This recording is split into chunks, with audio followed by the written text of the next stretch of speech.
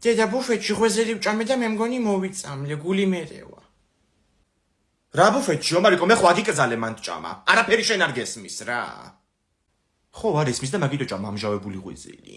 წარმოვიდგინე რა გემოეკნებოდა. გემრიელი იყო, მაგიტომ მეგონა რომ არაფერი მომივიდოდა.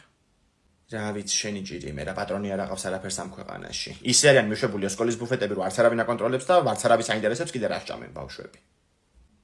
იგა კინგა თორე ნორმალურ ქვეყნებში პირიქით ხდება ყველაფერი. აი მაგათად ევროკავშირი 250 მილიონს ხარჯავს ყოველ წელს, რომ თავისი სკოლები იყოს მომარაგებული ჯანსაღი პროდუქტებით.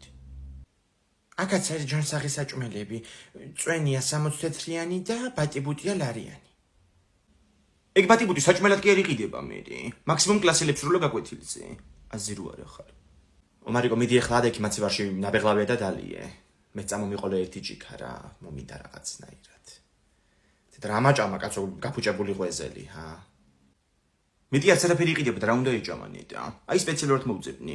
ევროკავშირის ქვეყნებში ჯანსაღი კვების ხელშეწყობის მიზნით მილიონობით ბავშვი იღებს სკოლაში ყოველდღიურად ხილს, ბოსტნეულს და გზის პროდუქტებს. აქ კიდევ გარაჟის საწყობები ამარაგებენ ბუფეტებს. უკიმომში და ისე. აჰა, დენაბეღლავი. აუმოცილი მიბუყბუყებს, მგონი ის ღვეზელი ყვირის კუჩში.